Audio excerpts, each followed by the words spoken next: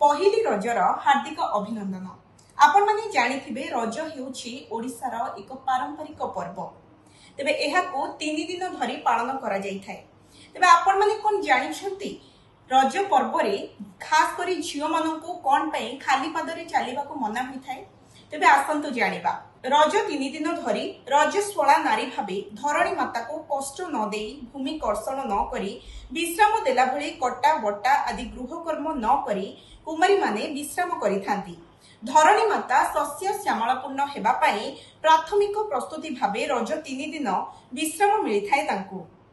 परंपरा अनुसार रजरे भूमि उपरे खाली पादरे चालिबाको मना करा जाई थाए। खाली पादरे चलिले बसुमती माँ को कष्ट हेबो बोली कुमारी माने खाली पादरे चलती नाही। अधिकांश समय दोली रे झुलंती एवं गुआ खोलपा कदली पाटुआ किंबा चपल पिंधि चल प्रचल होई थांती।